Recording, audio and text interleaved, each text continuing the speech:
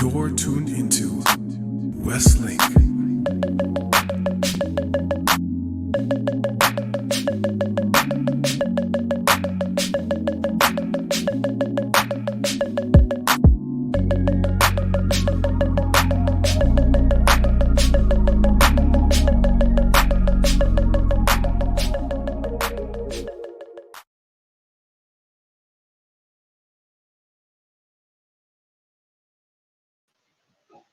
Hello and welcome to WestLINK, where we connect and discuss real topics with real people.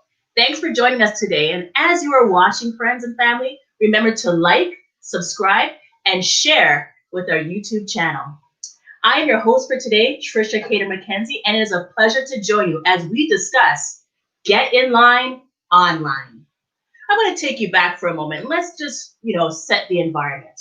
I want us to remember a time where it was really hard to engage our extra young generation in person. Can you remember that? Program planning, setting a structure that was interactive for our kids to engage and grow. What is it like now? What are some of the challenges engaging our kids in this new stage, this online stage? Are we in a place as a church to lead the charge to innovation and engagement for our kids online? Sometimes I ask myself, what does this process even look like? And is it even possible to engage our kids remotely through the lens of a camera? Personally, for me, as a teacher, I am virtually all the time, and we know that that process is sometimes really challenging. But today, we're going to be discussing that. And as you know, engagement has really changed over the years, like the abacus. Some of you children might not know what that is, but I'm sure, flashcards or even that Rubik's Cube. What is it like now to engage our young children in this online realm? But the real question is, what does it take to capture those tactile and in-person moments and bring them to the screen? To capture is just not enough, friends. And of course, our kids can feel. Are they physically there? How can we get in line to bring the engagement online? That is our topic today. And I am Trisha Cater-McKenzie, and we are going to be discussing this on WestLINK today, where we will definitely connect. But before we begin the conversation, we definitely need our panelists. So here we go. Our first panelist is Glacia Stewart. Glacia Stewart is a child and youth worker who works with families and children. In addition, she's also part of the VBS and our adventurers team. Glacia, welcome. Tell us a little bit about yourself. Happy to be here. Like Trisha said, I'm Glacia Stewart. I come with a creative, organized, high energy mind and outside of the box thinker. And like she said, I'm a child and youth counselor. So I work a lot with the social, emotional, and behavioral needs of students and youth and families. So I'm happy to be able to share and coordinate some thoughts and discussions today. Awesome. Welcome, Glacia. Our next guest is Devon Squires. Devon Squires is a teacher assistant for the senior kindergarten class at Crawford Adventist at the Peel campus. Woo! Devon, welcome. Tell us a little more about yourself. Hello, everybody. Good afternoon and happy Sabbath. It's such a pleasure to be here on WestLINK this afternoon. As Trisha mentioned, my name is Devon Squires. I'm a teacher's assistant for senior kindergarten.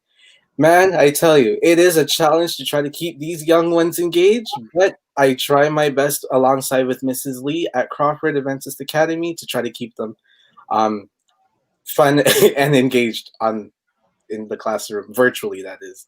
Appreciate it. Thanks, Devon. And our next panelist for today is Akeem Ambrose. Akeem defines himself as a silly and energetic physical education teacher at Crawford main campus for the grades K to 8. Akeem, welcome to WestLINK. I don't see Akeem right now because he's probably being silly. In the meantime, we can move on. So while we're waiting, I want us to start thinking about what engagement was like. When you think of engagement, I want you to take it back to when you were a child. Glacia, can you tell us, what were some of the things that you did as a child? Man, you mean like not the parts where I got in trouble though, right? When I think about engagement when I was younger, is it was always just kind of looking for outside to see who was outside, when to play with. It wasn't organized play dates. It wasn't let's call and see what you're doing. If I take a peek, you're outside, or I'm outside and that's where I am. And our meetup spot was also, I don't know if you remember this particular green box that was just outside the end of your driveway. I'm discovering now that it was highly dangerous to be on this, but that was like the hot spot. You would go to this green box and everyone would just chill. The bikes are, caught up to the side, and, we're just talking it out, and it was good conversation. We were riding our bikes around, and distance was never a problem. So I could, it wasn't just I just need to go see my neighbor. If, so-and-so lives like streets way down. It's like, all right, we're all going on a hike to go ride our bikes all the way down there. And it was okay. Like, we didn't have to worry about any of that. And there was no cell phones to say, call me when you get home, because it was safe enough. We just go and come back before dark. It was good times. Where the street lights come on. That's right. When the street lights, that was your indicator, right? Home time. What about you, Devon? What were some memories for you engagement as a child? Yeah, same sentiments as Glacia. Like, my friends and we met up on that same green box, even though we shouldn't have, but it was fun. And there was also that time when you came home from school a little bit later after everybody was outside. So we just saw bicycles and we just like, oh, okay, so my friend's at so-and-so's house, so let's just go over there. So there was that. And also the technology base. Like, I'm a millennial or Gen Z, if you will, I don't know. But I grew up when technology and the internet and games and stuff was coming onto the computer. So I was like a mixture between the two. I do understand. I can't wait to hear your perspective as well, too. Akeem, welcome. Can you hear us? Yes, I can. Awesome. Well, I'm going to welcome you again. Welcome to WestLINK. If you want to do two things, just introduce yourself and then tell us engagement as a child and what it looked like for you. Okay, so I'm Akeem Ambrose. A lot of you guys know me. I grew up at Toronto West. And I am an energetic, silly PE teacher at Crawford Events Academy main campus. I guess a memory of me growing up as a child, we used to go outside and play basketball and play street hockey and play street soccer, just connecting with people in our neighborhood, just having a good time outside. Cell phones came out when we were on grade 8. A few people had it in grade 7, but grade 8. And we mainly used cell phones just to talk to girls, not really to be on them all the time. We were the generation of MP3 phones. I don't know if you guys remember, like the Nokia phones, like those MP3 phones. We were the ones that had those MP3 player phones that came out when we were, I guess, 13, 14. So that was what we used phones huge, for. Right? They were huge. They were like bricks. And they're still flip phones and whatnot. So that's easy. Thanks, Akeem. So engagement definitely looked different between all of us. Before we go into our next segment, we're going to segue into a video. I want you to take a break, and when you watch this video, it's an exciting rendition of a song that probably engaged many of us, young and old. Select these levels of engagement in less than 5 minutes, I promise. If you watch this scene from Ferris Bueller's Day Off, you'll notice that even in the midst of a boring lesson, none of the students are actually misbehaving. They're quiet. Nobody's tossing spitballs or playing those paper football games or checking their cell phones because, well, the cell phones back then were the size of a brick. Remember the Zach Morris phone. But most of the students are essentially following the rules. They aren't engaged. But what are they?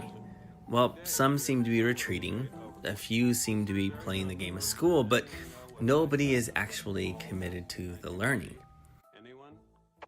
Well, here's where Schlechty's levels of engagement becomes helpful. It provides a useful framework for thinking about what it means for students to be genuinely engaged in their learning. Schlechty defines it this way. Engagement is active. It requires the students to be attentive as well as in attendance. It requires students to be committed to the task and find some inherent value in what he or she is being asked to do. The engaged student not only does the task assigned, but also does the task with enthusiasm and diligence. In 2002, Philip Schlechte developed a framework for thinking about student engagement based on two core ideas of attention and commitment. At the bottom, you have rebellion, which involves diverted attention and no commitment to the task. This is the student who seems to be acting out and causing disruptions, and as a result, they fail to learn from the task. Next, you have retreatism with no attention and no commitment. Unlike the rebellion, this student in retreat is not actively disrupting the learning, but instead seems to be kind of checked out. This student is often distracted and emotionally withdrawn from the task, and as a result, this student learns little or nothing from the task. At the next level, you have ritual compliance. This involves both low attention and low commitment. Unlike retreatism, a ritually compliant student doesn't completely check out, but instead is doing the bare minimum to avoid confrontation. This student will learn at a low level, and the task will not be retained over time. Next is strategic compliance. Often this looks like engagement because the student might be performing at a high level, but it's not. Here the student has high attention on the task, but low commitment to what he or she is doing. This is the student who is playing the game of school, focused on things like grades, parental approval, rewards, and class rank. But the learning isn't intrinsically rewarding, and as a result, this student will often learn at a high level, but fails to retain the learning over time or transfer it to a new context. And then finally, you have engagement. This requires both high attention and high commitment. Here, a student completely buys in out of a strong sense of intrinsic motivation, and this includes meaning and choice and challenge. This student will continue focusing even when the task gets more complex and challenging, and often they're going to choose to learn even when it is ungraded. This student will learn at a deep level, and the transfer will continue to new contexts. And this is why it's important that we as teachers focus on how to make the subject intrinsically engaging. And this happens when we tap into student curiosity and creativity and purpose. And when this happens, students are more likely to grow into passionate, lifelong learners.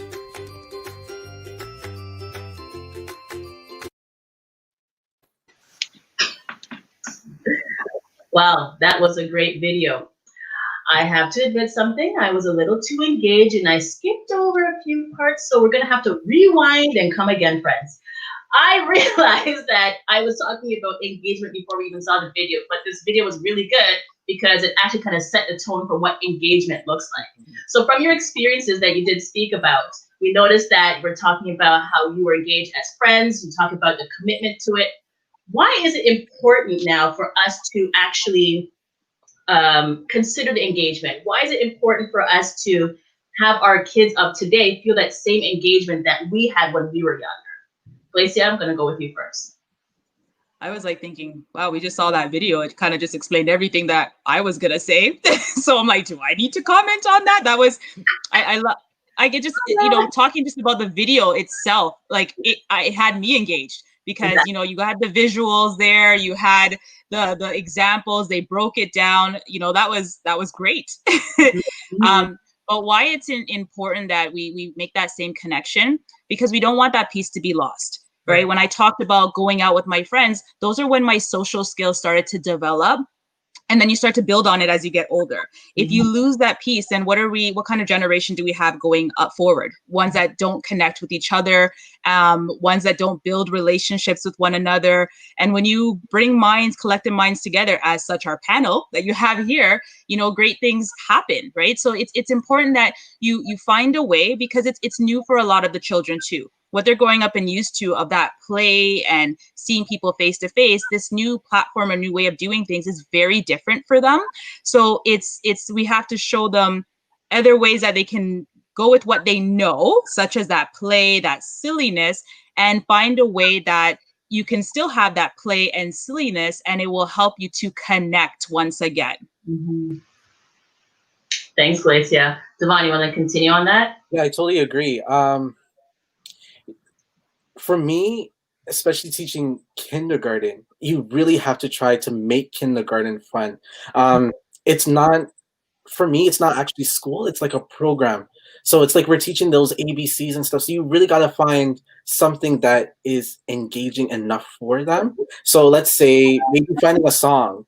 Let's create something that's pretty cool or something.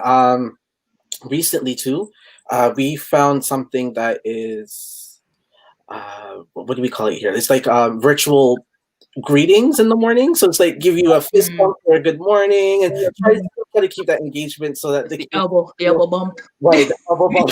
Yeah.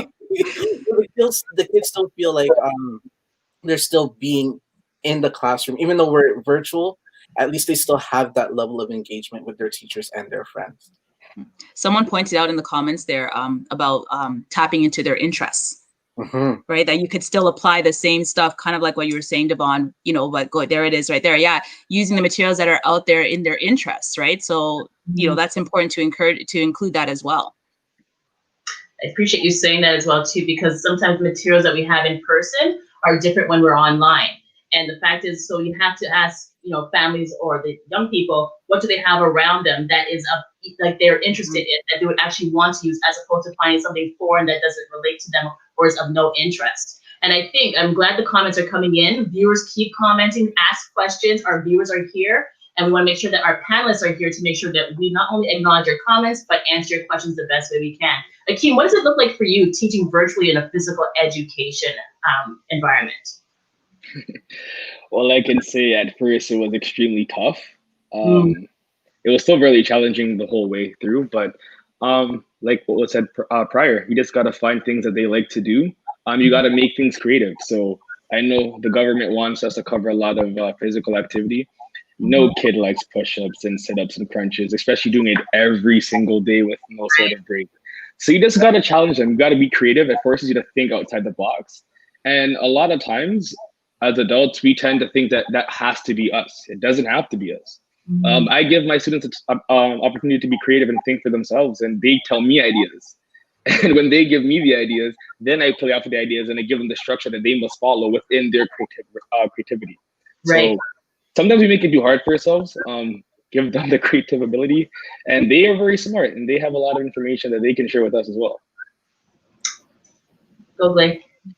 Yeah, I was just jumping back to when you said that no one likes doing push-ups. You're right. And as adults, I don't like doing them either. Right. What I know about myself personality-wise is I like competition.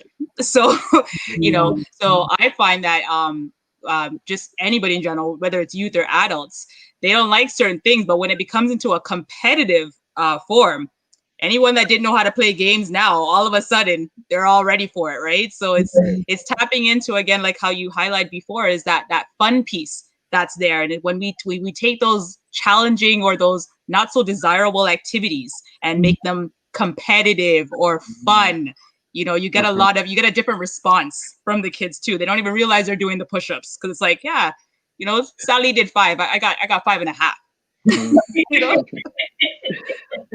That half makes a big difference.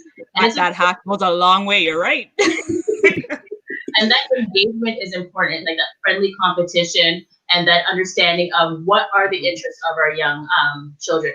I saw in the comments something about valuing those who are entitled, I think I read. And I think that sometimes we have to recognize that some are going to automatically just push it aside, like this is not for them. They think that they're better than this. So we have to recognize that, we talk about that entry point. We're going to talk about process next, actually, is how do we do it? What is the process? Because now that we know the engagement is needed, we know that the interactive is needed, the competition, how do we start that process? So we're going to go into a next video right now, because I would like us to talk about the process and also remember that the joy that comes within is actually interaction. So this song, I'm not going to say what it is that exciting rendition that I mentioned before that had engaged us as a young and as old. As we're watching it, I want to keep again that virtual realm of how we have to keep it interactive for our young children.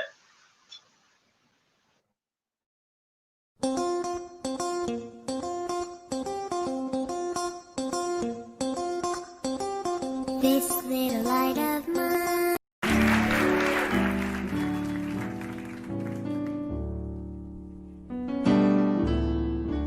Joyful, joyful Lord, we adore thee, God of glory, Lord of love.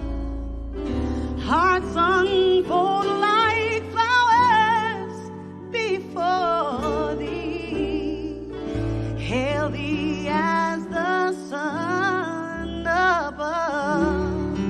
Oh, melt the clouds of sin and sadness, dry the dark of doubt away.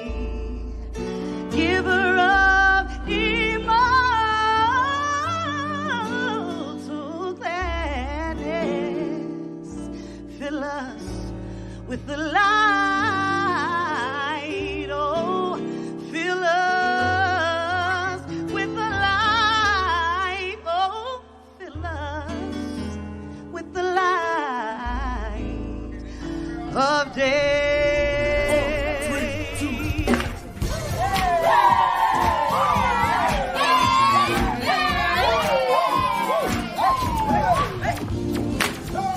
Joyful, joyful Lord, we adore thee. Oh, God, God of glory, Lord of love. Hearts unfold like flowers before thee. hail thee as the Son above, melt the clouds of sin and sadness. sadness, drive the dark of doubt away. Drive it away, giver of thee, hearts of gladness. Fill us with the light of day. Yeah! Of day. That's right! I said joyful, joyful Lord, we. And in my life I put none. Ever since I was a youngster, I came to know that you was the only way to go. I had to grow up and come to an understanding. Now I'm down with the king, so now I'm demanding. You tell me, who you down with me? And I know that I'm down with G.O.D. You down with G.O.D.? Yeah, you know me. You down with G.O.D.? Yeah, you know me. You down with G.O.D.? Yeah, you know me. Who down with G.O.D.? Everybody, come and join the chorus, the mighty, mighty chorus, which the morning sun begun. The Father of love is working over us. My way. Have you done for him lately? Ba-ba-dum-bum, ba-dum. Hey, in my way. Have you done for him lately? He watches over everything. So we sing, we adore Oh, God, God of glory, Lord of God of love. Hearts unfold like flowers before thee. Hail thee as the sun above. Melt the clouds of sin and sadness. Drive the dark of doubt away. Drive it away, giver of thee, hearts of gladness. Fill us, Fill us with the light of God. Fill us. Lord, we need you. Yes, we do. Fill us. Yeah, yeah, yeah, yeah. Fill us. Fill us with the light of God. Fill us with the light of day. Lord, fill us. Lord, we need you. Yes, we do. Fill us. Oh, yeah, yeah. Fill us. Fill us with the light of day. fill us with the light of Oh, yeah. light of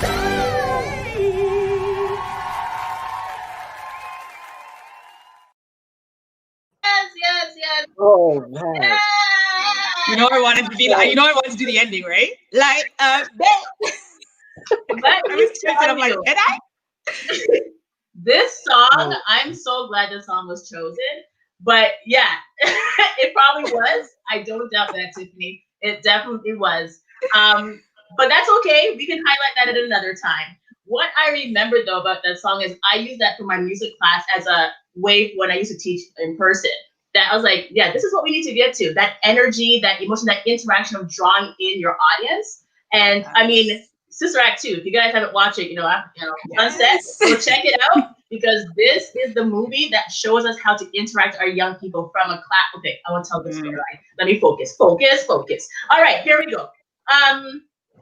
But before we continue with that, thank you very much for Joyful. It's a beautiful day. We have an actual special guest that's with us, and I'm really excited because he was our guest speaker, our pastor this morning for Children's Church at Toronto West. Pastor Ellis, I think he's there. Is Pastor Ellis with us? Because that'd be really great to see him. Yes, welcome, Pastor Ellis. Hi. Thank you for joining us. I'm glad to be here. I am so grateful. We really appreciate it. It was a beautiful sermon this morning. I know the kids were engaged. And I'm seeing comments that, you just have a natural knack for it, and I really appreciate that. So, Pastor, tell us just a little about your engagement. How is it that you found with this? We're talking about the process right now. How did you create this process of your online ministry with children? Yeah, it really came for me when you think of how Jesus said, "Let the children come unto me." And it shows the heart of Jesus where he loves kids. Don't hold them back. Ministry is not about a certain age. It's for everybody. And one of the things I've realized in COVID is that many churches have been challenged of having really good quality programming for kids. So I took a step back and I started to think, okay, if I'm going to do some ministry for our kids, what do I need to do? And some of the things that I've been doing has been, first of all, making everything I do inclusive. West, for example, has a lot of kids. Apple Creek has a lot of kids, and we want to get them all involved so they feel part. Because once they see themselves on the screen, trust, believe, and know the next children's program, they're going to watch not to see themselves, but to see some of their friends as well. Yes. The other thing that I realized with some of the programming is you also have to recognize we are all now part of a viewing generation. Yes. Consume everything in half an hour. If it's a sitcom, an hour if it's a general information program, 2 hours if it's a movie, or 5 minutes or less if it's social media. So I then thought, okay, what am I going to do? So I decided I'm going to go, for example, with a half-hour model. And if you look at a half-hour model, it's highly segmentized. It's not just, well, I'm just going to keep talking until everybody gets bored and then signs off. Right. So you actually have to break it down. And so that's what I did. I brought it down. And then I looked at how kids learn. Our kids learn in different ways. Some kids like high energy. So part of what I do is there's a high energy piece. But then other kids like to see the visual puzzle. So, I did the little fun part of going into a phone booth and what's the guy doing in the phone booth? And then he comes out wearing something different. So you look at all those things, and then I pull that together into that ministry to then show to our young people. Thank you so much. And it's very evident because we can see that engagement, and I can see those different components that you're trying to, appease to the different needs of our learners. That's that educational talk, but also our young people as well too. Devon, I'm just going to go to you for a moment, and everyone else, you can, chime in whenever you're ready. Why is it important to pay extra attention though to our online engagement versus in person? Why is it important that we have to pay attention to our online engagement versus in person? Because you're not actually there, and there's no way that you can actually reach. So you got to try your best as an educator or a person that teaches adventures or anything like that. You got to find some sort of a way to try to be that person for them, even though you're on the other side of the computer. So it's something that's really hard. It's something that we all had to adjust to, especially during this pandemic. But it's interesting. I have a student. He's not 100% there. Sometimes he feels like he wants to be there, so other times he wants to. So it's you gotta just have that factor of having stuff engaging. As somebody said in the comments earlier, you gotta have something that piques their interest and try to bring that all together as an educator. I like that. I That's know very important. Sorry, Keen, you want to say something? Yeah, I was gonna say, I know for me, one thing I realized when we were doing a lot of the online platform is, like everyone, kids get distracted. So if you're trying to engage them and trying to teach them something, you got to make sure that they're paying attention because there's so many different things on the computer that they can go on, they can venture off. Um, so just to keep them like focused, keep them participating, keep them paying attention. You just got to make sure you're on top of that and they're not distracted. They're not doing something they're not supposed to be doing as well. And that's very important.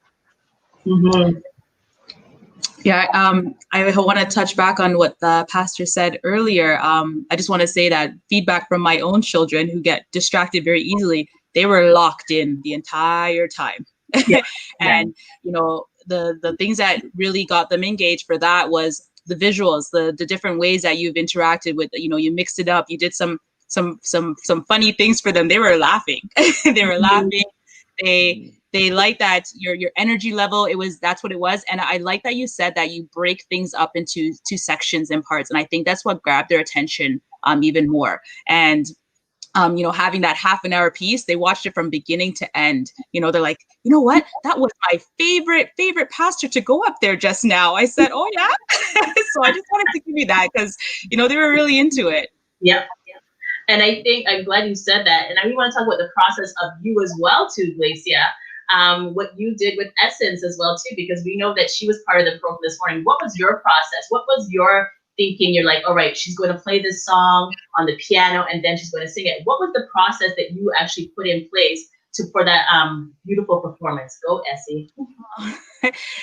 You know, it was trying to see something that she liked, right? So, you know, she does like playing the piano, but let's look at something that's also obtainable for her. She gets frustrated very easily. So I wanted to make sure it was something she felt confident in. And I think that's something we have to keep in mind when we're working with children too, is we don't want to set the standard too high. We want to find that balance where they're still feeling, you know, that they're able, but they're also challenging themselves for her. So it was introducing her to a short song, you know, and seeing a couple practice rounds and making sure that along the way when we went through it, that she was still enjoying it. It wasn't something she felt forceful on it. So that brought joy for her. And she came up with some of those actions herself, you know, when the singing part. So, you know, to me, that just showed that she was interested in it. It wasn't something, oh, I have to do this, you know, and so that was good, you know, and it took a couple takes to get it through, but she did it and she felt so proud of herself afterwards. And that was sort of the highlight, that at the end of the day, that you did your best and we're proud of you for just attempting something challenging. That's right. Lasburn's comment that he just brought up about having that relationship, it is very important because you can try your best as an educator to try to try to teach all your way through everything. But if you don't have that key component of building that relationship with the student, then you're just basically missing the mark. So Lasburn, that's very important. Thanks for that comment. Right. I was going to comment on that too.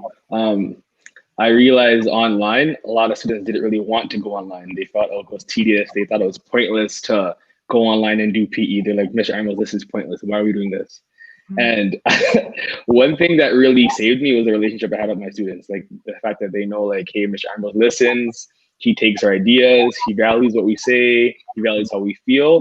And like, that is like half the battle when it comes to teaching. Like if you know your students and they respect you and they listen to you and you know, they know that you respect them, like that's just half your battle right there. So once you have that kind of connection relationship, like anyone can teach material. It's just about making the connection. And once you have that connection and you have that respect, that mutual respect, like 75% of your job's done. And I agree with that as well too. Not only when thinking of the process, that relationship that we have, what they like, what they enjoy, right? What their interests are.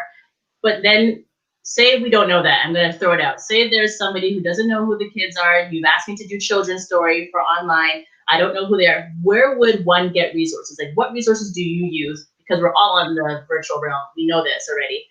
What resources or places do you go to when you're looking for your information to help plan a program or a task online? Pinterest. Seriously, I mean, Pinterest is like Walmart online. You know what I mean? They got everything.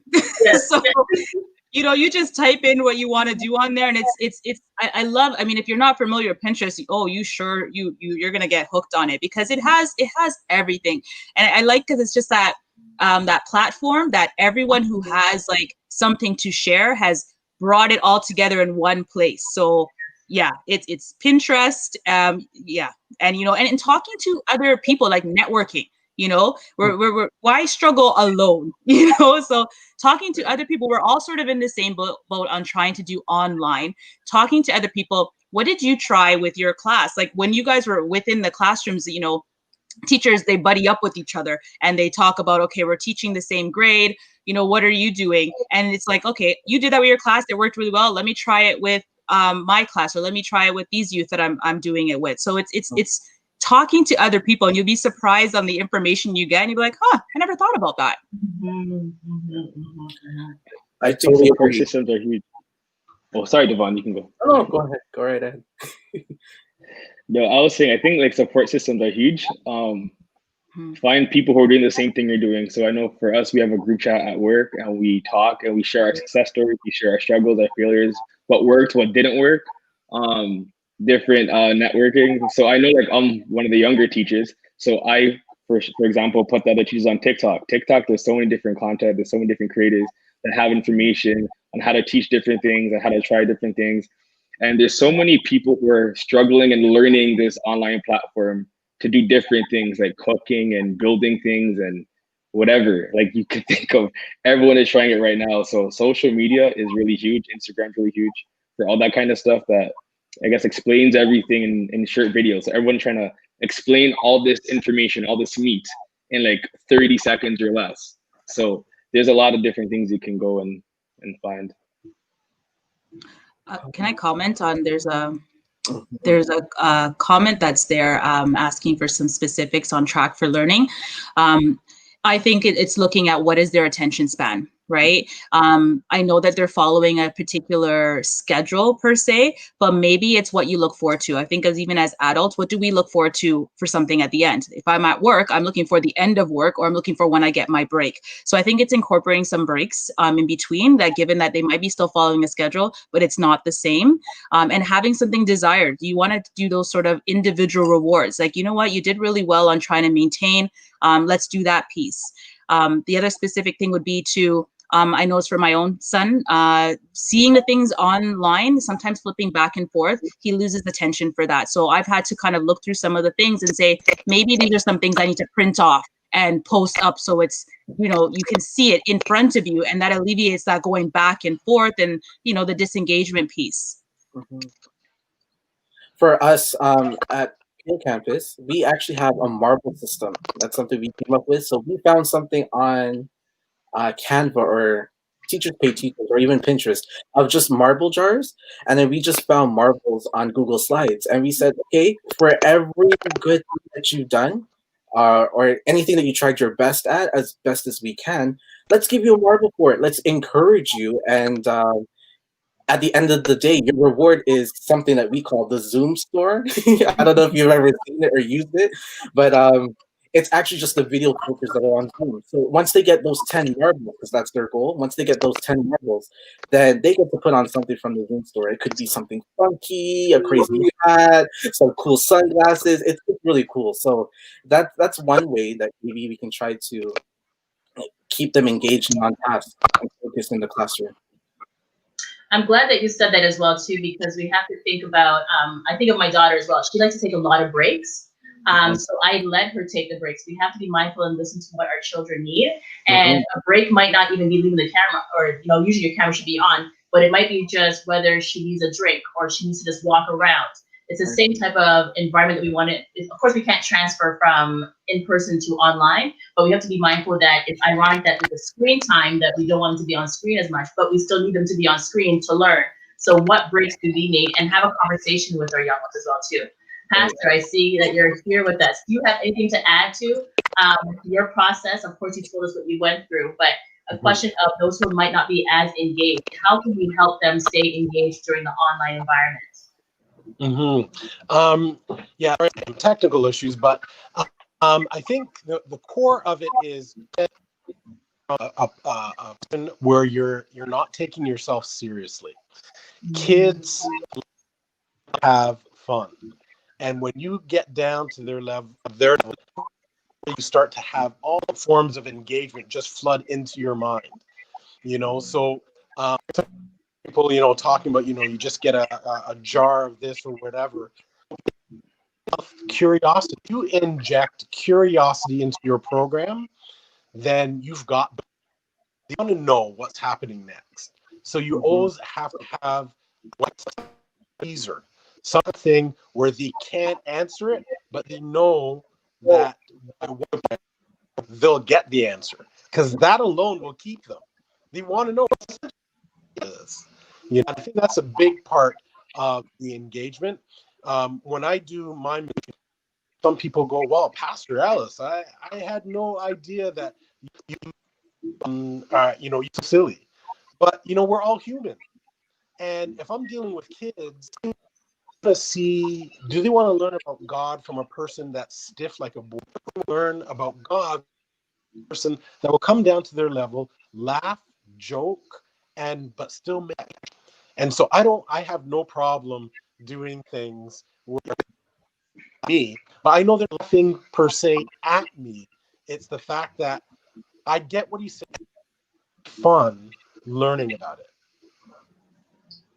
Appreciate that. Thanks, Pastor. Kim, do you want to add? Oh, yes. Sorry. I just wanted to point out too, I think environment makes a big difference as well. Tapping into sort of their senses, right? So if music is something that plays such a big role in setting the tone of the environment as well. Like we all saw them play the video clip. I know that, we were all just brought us to a new calmness to hear that music as well, and other tactile stuff, like if it's a warm blanket that's nearby, like, simple sort of small practical things, fidget items and stuff like that are also really good. And I mean, I love embedding games, kind of like what Pastor was saying, making it fun. If you can turn your lessons into something that is a game where it's, a matching thing, or they're drawing it, or, you can always do hangman. That's always a big hit of what you're trying to guess. It keeps the kids trying to guess and their curiosity as well. So I agreed with that. And I like with that, before we go to our next segment, because Tiffany had wrote that sometimes we have to also make sure when we're planning, think of the introvert and extrovert students. So even though you have students who might be playing that game, who might want to shout out, it also allows for the students who want to teach themselves and maybe doing it by themselves, but they're still engaged because they're still interacting, but not in a way of actually verbally interacting. And sometimes we get confused what engagement looks like, that it has to always be yelling and, that physical aspect, which is a really kinesthetic learner. But sometimes you have those who just want to be by themselves and they're still engaged. So we make sure we plan according to their level of engagement or their level of learner. All right, so we're going to go into our last segment. This conversation is going so well and I don't want it to stop, but we have to get to the last part about sustainability. So as we look at our online engagement, I want you guys to think about this. How can we sustain it? How can we still minister to our kids? Remember, our kids, we're talking about ages 4 to 12 approximately, through their TV, through their device, or their computer screens. Thinking about that. All right, our next video, here we go. We often talk about what it means to move from compliance to engagement. It's the idea of creating an environment where students want to learn rather than have to learn. But if we want students to be creative, self-directed learners, we need to move beyond student engagement and into empowerment. But this requires some paradigm shifts. That's right, we are going to be talking shift. Here's what I mean. The empowered classroom is a shift from giving choices to inspiring possibilities. It's a shift from making the subject interesting into tapping into the student interest. When you go from saying, you must learn this, to asking, what do you want to learn? It's a shift from taking assessments to assessing your own learning. An iterative process full of mistakes that ultimately lead to success. It's a shift from the teacher asking all the questions to the students asking their own questions, where they chase the inquiry process and take learning off-road. It's a shift from uncritical consuming to critical consuming and creating. Here, students move from critical consuming to inspiration to creativity, where they use the design process to launch their work to the world. It's a shift from differentiating instruction to personalizing learning. And it's a shift from rigid to adjustable systems so that students own the process. They can set their own pace, choose their own formats, and decide what resources they want to use to accomplish their goals. It's a shift in mindset from compliance to self-direction. In other words, it's a shift towards student ownership. And when that happens, our students become the creative critical thinkers who change the world.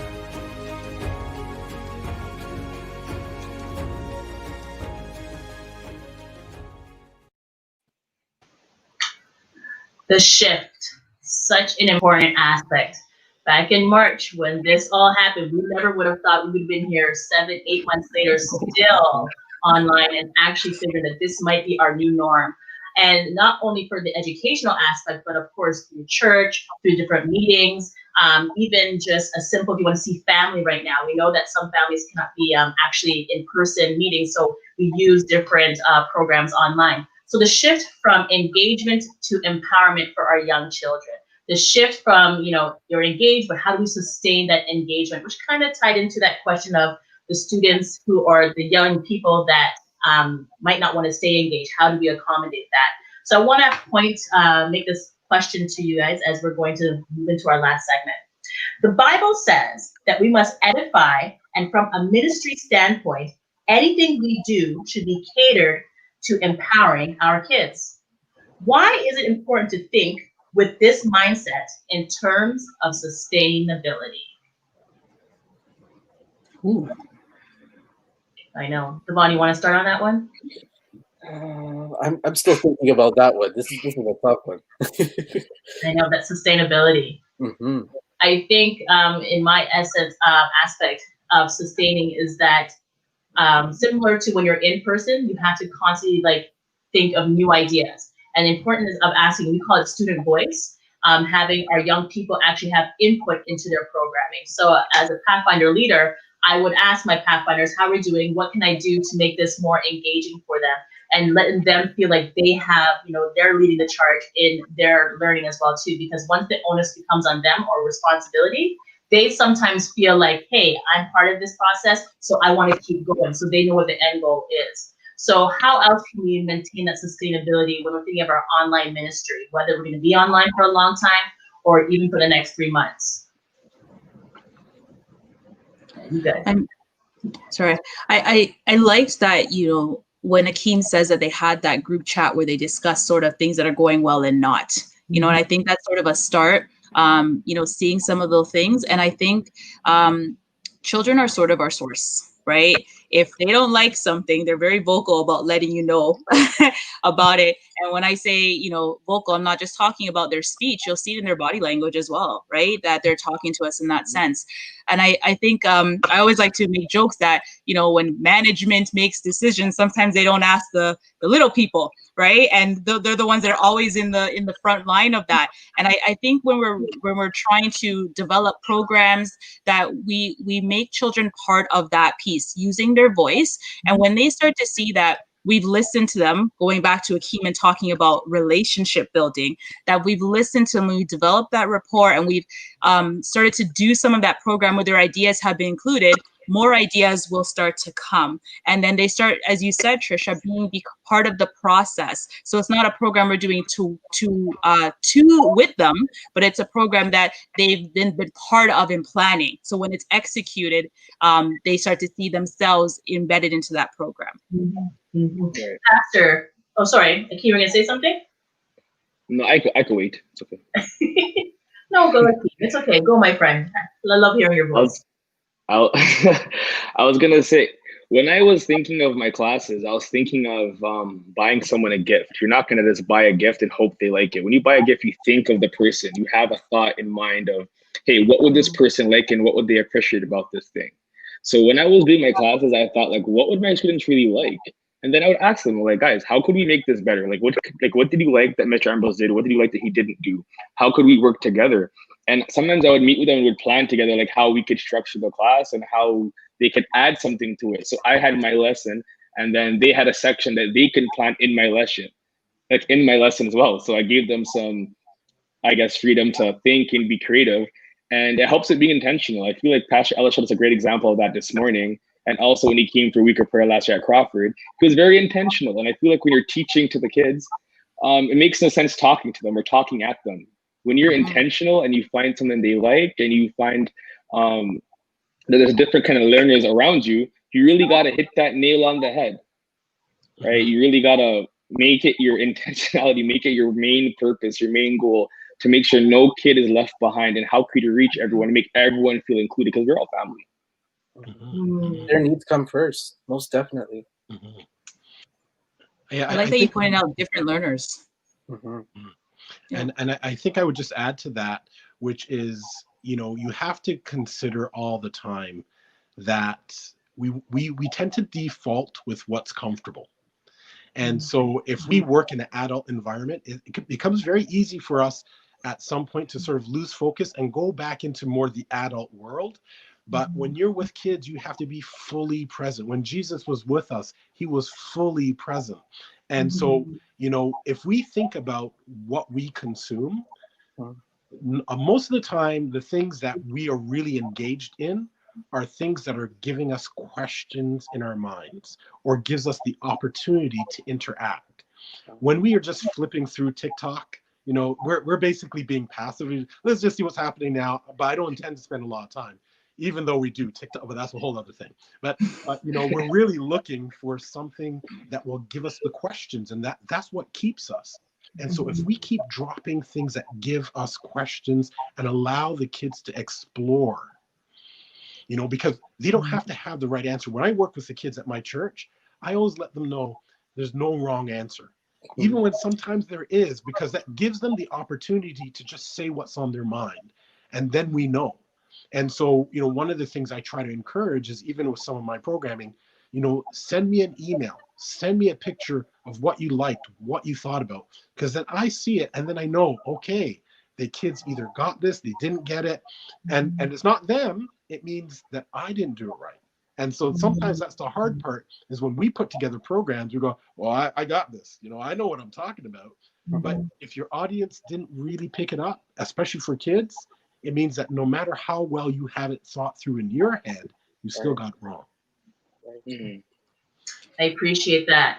Yes, Lacey, before you go, I just want to acknowledge these great comments that are coming in, and that we are answering them. But we are doing our best, so please keep those comments and questions coming in. Lacia, back to you. It was actually in relation to that last comment, talking about different ways. I don't know if it can pull.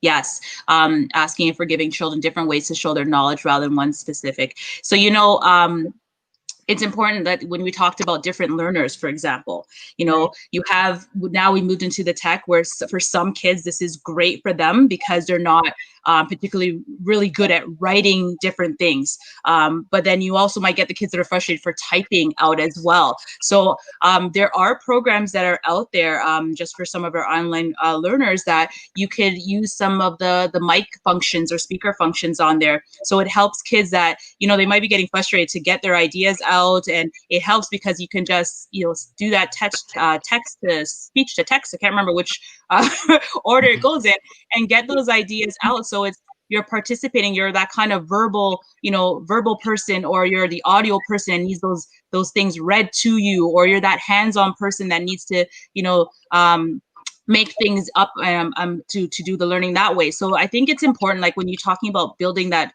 trust in that relationship, that you're taking into account the different types of learners and finding ways that if they're not submitting their work or they're not participating, that you're opening up all the other doors of ways that they're learning and ways that they can contribute in a class in a way that builds on their strengths. Right. Before we move on, can I add one more thing? Sorry.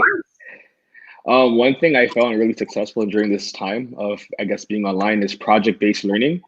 I feel like that was very successful. I feel like kids like to work, and it gets the creative juices flowing. So that way, it takes away from like necessarily all the writing or all the typing. Like if they have to make a video, so I had some students do like a fitness video, and I asked a whole bunch of different questions, so it got them thinking the different learning styles as well. So project-based learning is really effective. It gives kids the opportunity to be creative and to try different things.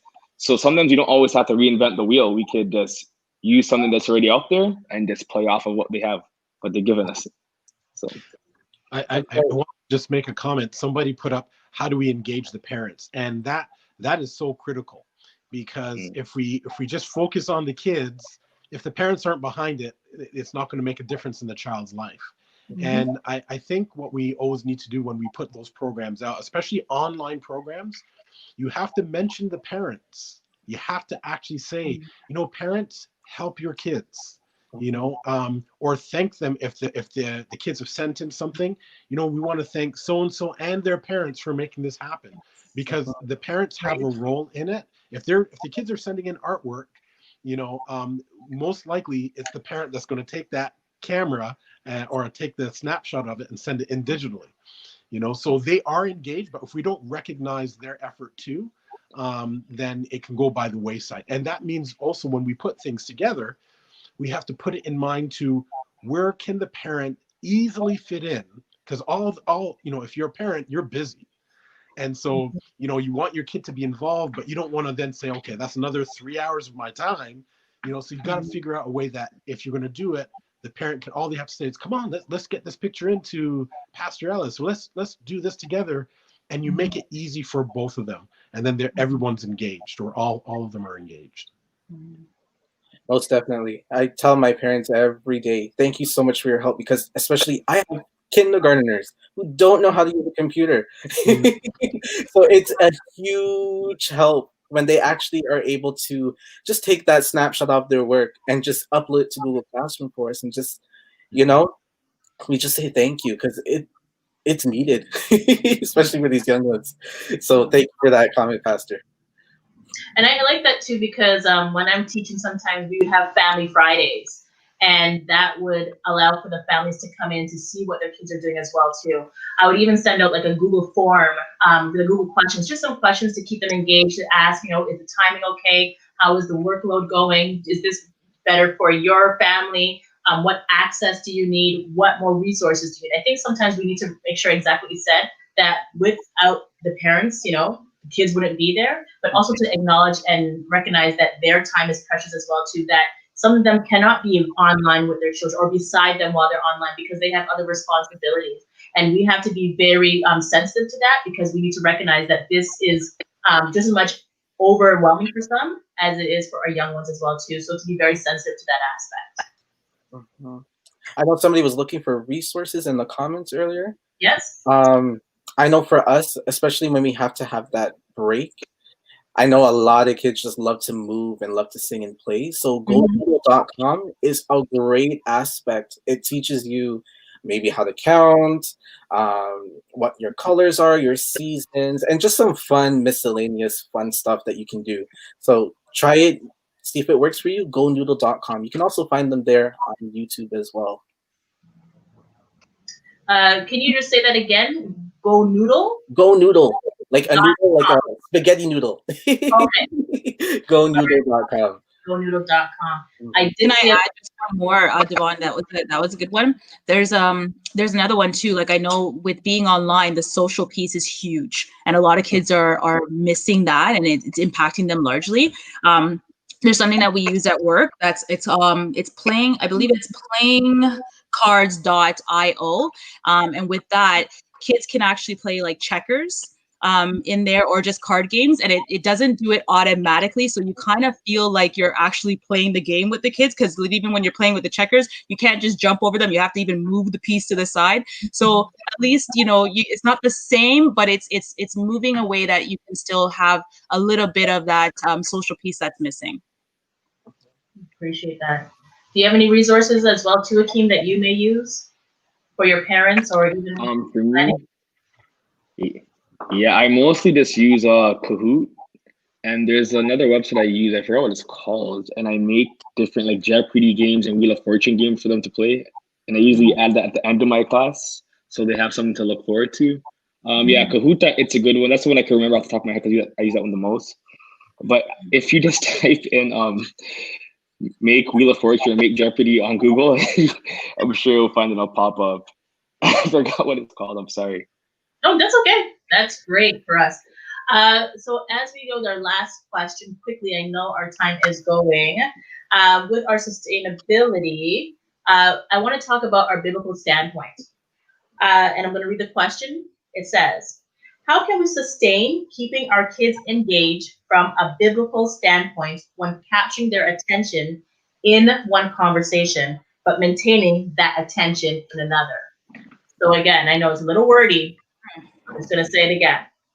How can we sustain keeping our kids engaged from a biblical standpoint where capturing their attention in one conversation, but maintaining that attention is another?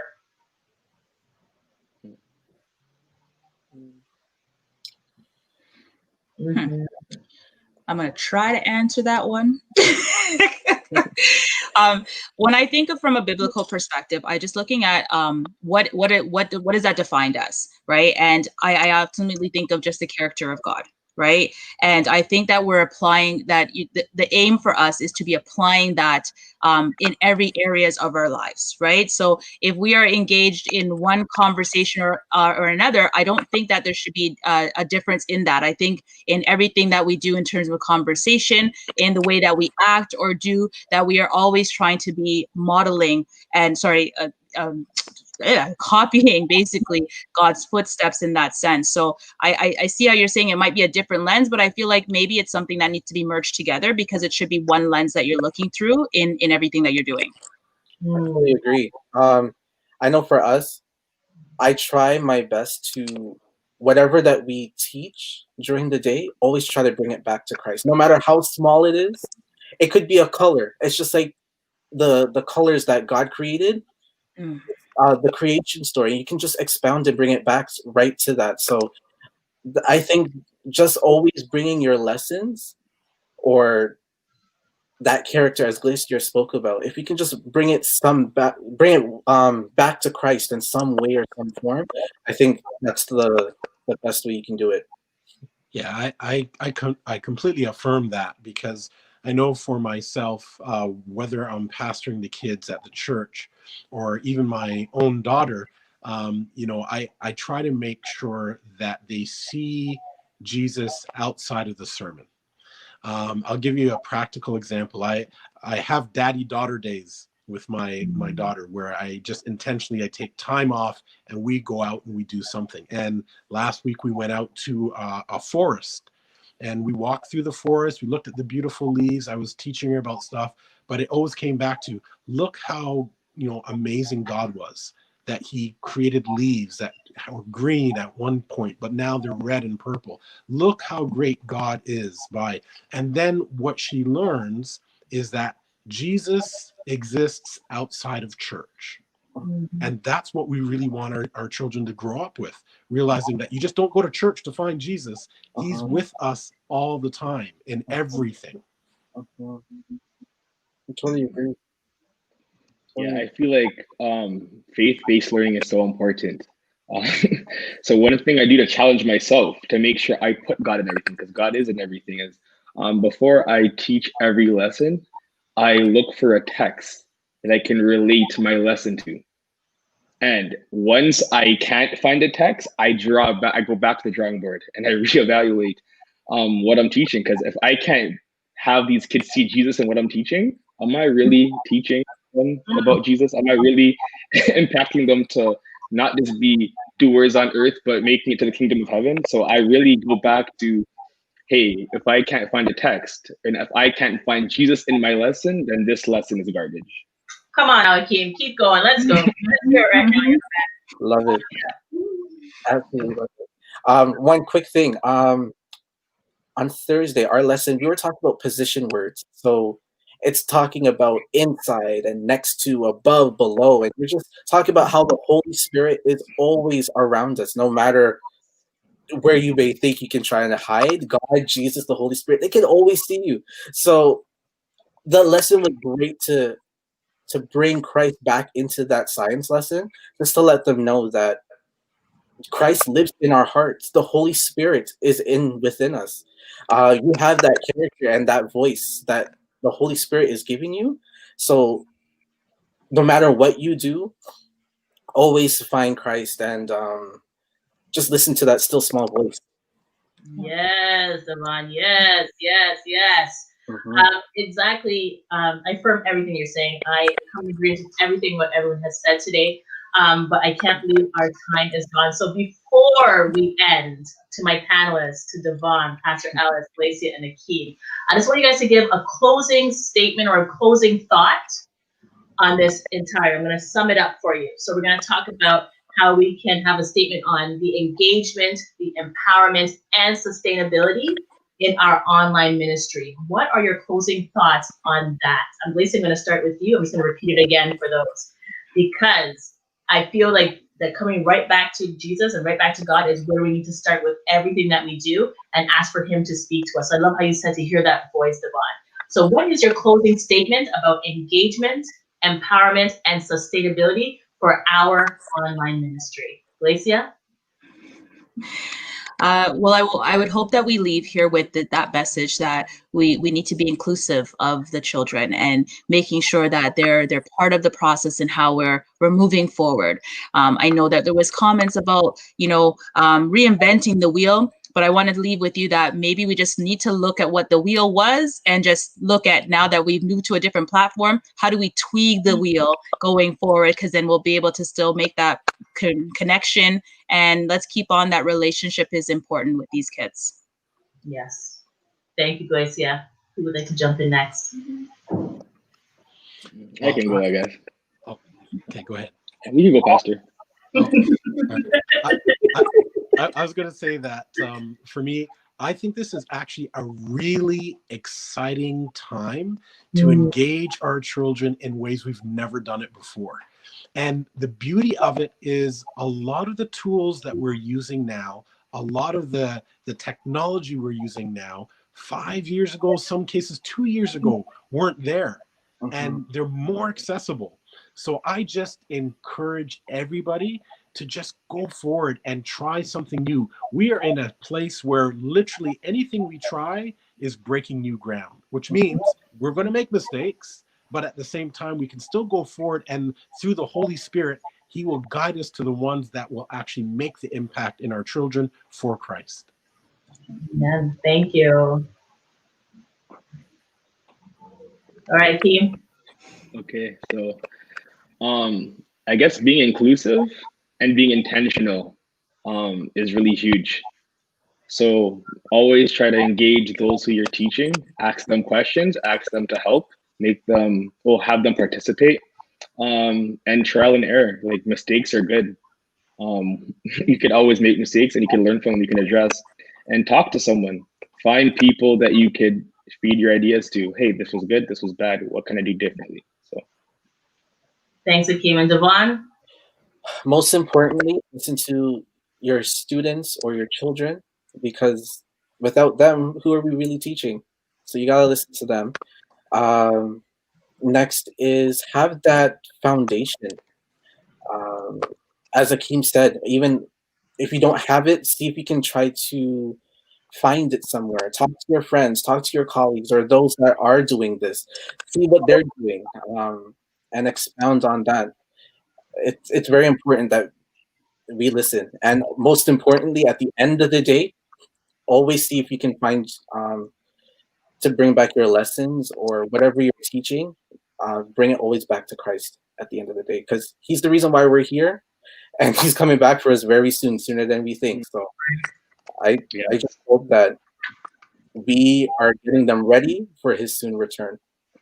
yes. Thank you, everybody. To our viewers, thank you for joining us. To our panelists, Akeem, Glacia, Devon, and Pastor Ellis, thank you for joining us today on WestLink, where we did connect. I would like to also remember, I like how we said that, remember that God is at the center, our kids around, and then our parents, and lastly, those resources. We know that we are serving an awesome God, and we too will get through this. So as we leave, I'd like to invite you to bow your heads for prayer. Heavenly Father God, we just thank you once again that you have brought us together in this time and fashion. I thank you very much, oh God, for each panelist with their expertise and their experiences that continue to help us to build our online ministry, to help our young people to be empowered, to keep them engaged, oh God, Lord, and know that their needs is what we're putting first. I please ask, oh God, Lord, as we continue in this situation, Lord, we do not know what may be before us, but we know right now, God, Lord, that we have a mission and we have a job and a purpose to continue to have our young people learn and to serve in all their might and to stay focused, oh God, Lord. I please ask you'll be with each person on this panel as well as those who are front and behind the camera. Be with our viewers as well too. Let them continue to have this conversation, stay engaged, speak with their young ones, and converse with each other as well too, that we too, once we continue with that plan and stay on the right path, Lord, that you will see us through. Until we meet each other again, this we ask in your holy and precious name. Amen.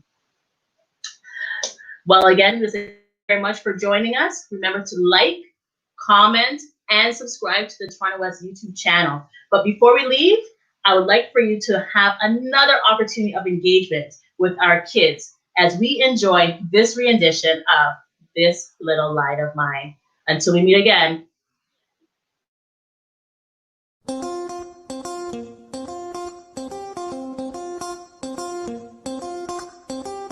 This little light of mine, I'm gonna let it shine. This little light of mine, I'm gonna let it shine. This little light of mine, I'm gonna let it shine. Every day, every day, every day, in every way, I'm gonna let my little light shine.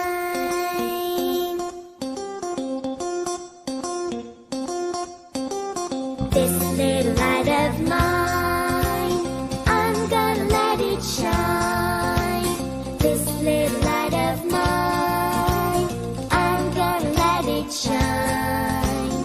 This little light of mine, I'm gonna let it shine.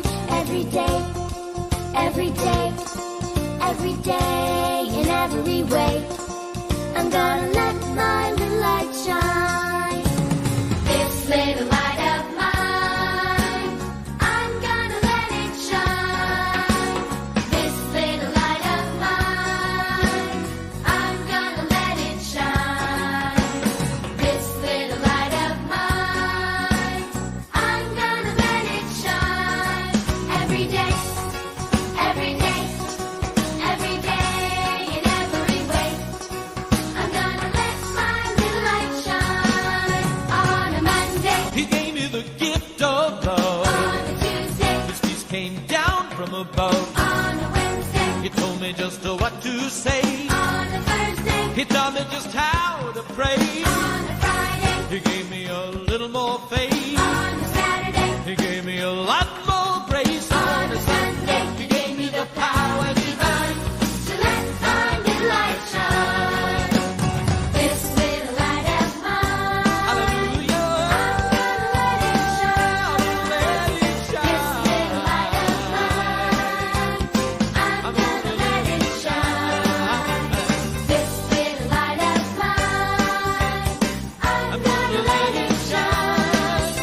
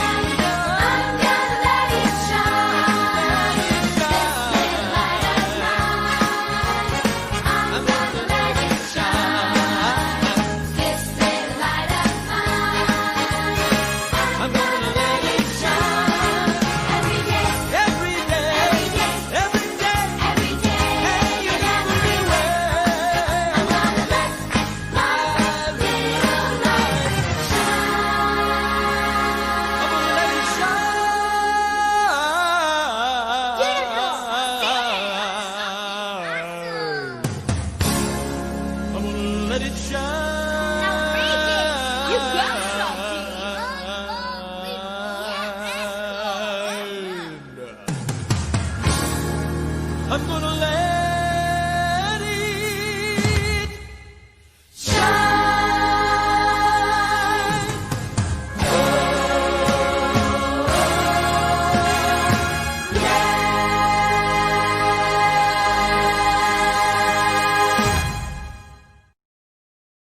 Hey everybody, I got some news that you are gonna want to hear. There's only one way you can get the information for Pastor Smith's going away service. Do you know where? The newsletter. You didn't know? You better go subscribe.